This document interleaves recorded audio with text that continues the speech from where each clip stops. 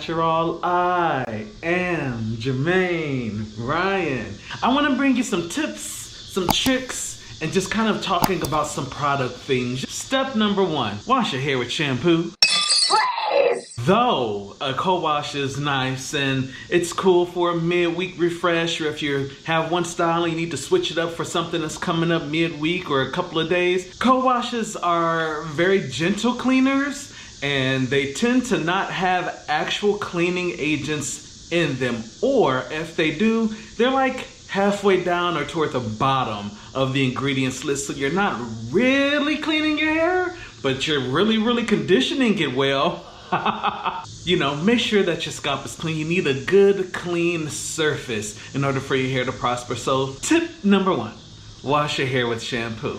Now, tip number 2, kind of going off of tip number 1, when you wash your hair, you want to make sure that you wash the whole length of your hair. Why do I say that? Because when you apply product like leave-in conditioners or gels or butters or oils, when you apply them to your hair, do you just do your roots, or do you apply it all the way down to the ends? You go from the root to the tip, from the rooter to the tutor. So if the idea is to cleanse your hair of all of that, then you would cleanse it in the same way that you applied it, from the root to the tip, right? Yes. Some people may say, well, I wash my hair with twist in. If your hair is twisted up together and you just wash your scalp and then you let the hair drip down the twist, it's not really getting inside. Because if you undo those twists, there's a good chance that there won't be any suds. You've not actually washed the product out of your hair. Let's try something and see what happens. All right, so I'm gonna use my fingers to represent a twist. Hold on. I got some water. All right, so I'm gonna dip the whole fingers. What are you doing? Dipped it all in the water, right? Look at that. That's weird. Now, if I take the fingers apart, look at that. Not even wet. What? Barely wet, not even wet right there. You see the little bit of shine right there, and then all of this right here, barely even wet. Okay, so I'm editing and watching this example back. That was the dumbest example ever. It was all I had in the moment and didn't really think about it. But when you watch things back, you'd be like, that don't make no sense. That was dumb. If you are I bathe when I see dirt, or if you are, I don't wash my legs or my feet, I just let the soap rinse down them, then just disregard everything that I just said. You are cleaning everything anyway, so why would your hair be an exception? Kind of a pro tip here, something that I learned from watching professionals and how I've seen my stylists do my hair, is that when you are washing your hair, you don't want to squish it around and kind of use your hair as its own scrubbing thing, but you want to actually take the hair and wash it in a downward direction, or going with the length of your hair, so from the root to the tip. A couple of things are gonna happen here. Number 1, it's gonna help you to not cause additional tangles, and then the second thing is that if your shampoo allows it, it does allow you to actually start detangling your hair. Now, another part to that is that when you are washing your hair, and you may have seen me do it in my videos, where if I am scrubbing my scalp, I pull the hair kind of taut, and I'll hold it downward, take my fingers, go into my scalp. So what this is gonna do with me holding the ends of my hair, number 1, like I said, keeping the hair from tangling up around itself, but also allowing me to effectively get into my scalp by holding the hair out where I could really get in there. And then from there, I could take my fingers and just glide down the strands, which then that goes back into the last couple of points of washing the full strands of your hair. Tip number 4, wrap your hair at night. Something satin, something silk. So those fabrics gonna help prevent your pillows from looking like the couch and Coming to America. And it's also gonna help your hair to preserve moisture, as cotton absorbs moisture. That includes your hair. So silk or satin, scarf, bonnet, do-rag, pillowcase. Next tip. If you are finding that when you are washing your hair, when you're conditioning your hair, or even styling your hair, maybe try doing your hair in sections. splitting it in 4s, 6s, just depending on how much hair you have, and doing section by section, you know, applying your product or washing your product, and then maybe try either putting a clip in there to hold it in place or twisting the hair up to help it keep the stretched and detangled length, just to see if that'll make a difference with keeping your hair from tangling back up. Personally, that's what I do. I found that that helps my hair a lot because my hair will draw back up, it curls back up, especially if the products are really good. So I found that separating my hair and either using clips or either twisting it up does help me to keep my hair a lot more detangled throughout my entire wash process. So it might be something to try if you're experiencing tangles throughout. Next, keep your wash day simple. No one wants to spend the day doing hair. If you watch any professional, if you've been to a stylist before, what do? Shampoo twice, sometimes 3 times, depending on what you got going on with your hair. They condition, deep condition, and they go into styling. Keep it simple. You know, less is more. Pro tip, ingredients matter.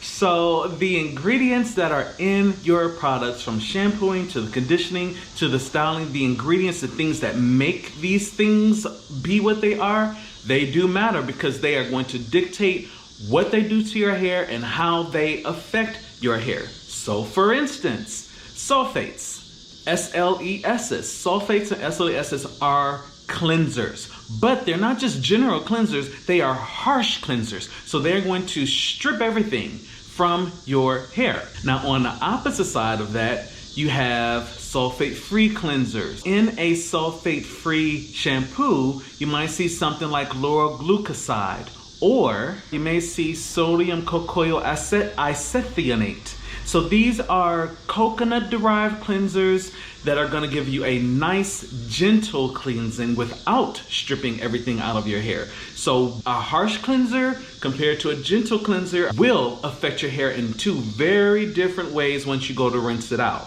which can then affect the rest of your wash day. Or if you think about your conditioners, your pre-poos, leave-in conditioners, you may see things like marshmallow root, or you may see aloe vera. These things are what's gonna give you the coveted slip. Allowing your fingers to go through your hair a lot easier, allowing either your styling tools or your fingers to help you to detangle a lot easier. In addition to that, some of these ingredients have dual purposes. So yeah, they may have slip like the aloe vera or the slippery elm. They're also soothing, so they're gonna be good for your scalp. They help with fighting things like eczema or psoriasis. So dual purpose. So a lot of times in gels, you'll see things that start with poly, P-O-L-Y. And then there may be like some other letters that follow it. Bacillus streptomu, kokomo. And then there might be some numbers.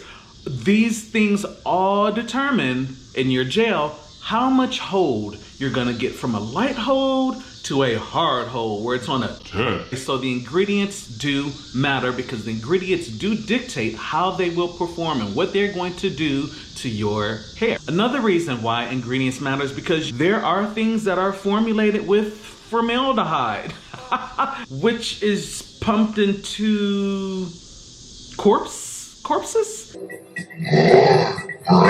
to preserve them. So, you know, would you really want to use something that's used to preserve a corpse in your hair? Things like carcinogens are in some products. Carcinogens have been tied to causing cancer. So, know what you're putting in your hair.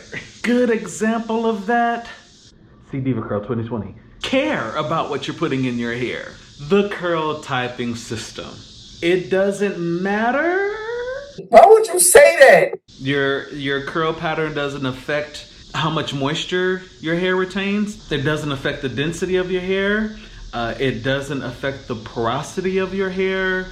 It doesn't do anything. So for the people that have tight curls, your tight curls and the next person's tight curls may not be the same. I'll take myself for instance as an example. So I have multi-textures in my hair. Something here on the sides and the back. There's a couple things here, and then my patch right here is, it's its own little Switzerland. Now, another person that I know who has multiple textures that are similar to mine are Ebony with a V. Our hair never looks alike. Even when she does her wash and goes, doesn't look like mine. When I do twist outs, my hair doesn't look like hers, but yet we've got multi-textures, the same multi-textures, but our textures are different in different places. Because even if you find someone whose hair looks like yours, doesn't mean that your hair is gonna turn out like theirs, because the things that do kind of matter is the density of your hair. You know, if you're someone that has less dense hair, then someone's fuller twist out or fuller wash and go may not look the same on your hair. So sure, you can try to identify with someone's texture, but that doesn't mean that if you do your hair like theirs, that yours is gonna come out looking the same. The ingredients in a product aren't specified to a type of hair. So though they may be marketed a certain way, compare them to the ingredients on something else that's not marketed that way, I'm pretty sure you'll see the exact same ingredients. If not, at least 90% of the same ingredients. So these are just some of the tips, tricks, and kind of information about products that I wanted to share. All right, so let me know, do you have any tips that you do for your hair? Any tricks that you've learned along the way with your natural hair? And let me know in the comment section down below. All right, make sure that you like this video, press subscribe. It's a big red button. It's fun, and I share a lot of stuff here on my channel because I like to share. Feel free to share this out as someone else may want to know or need to know some of the tips, tricks, and things about products that I've shared. Punch the notification bell so that you can stay abreast of when I post my videos. And again, thank you for tuning in to JermaineAuNatural, and I'll see you in the next one.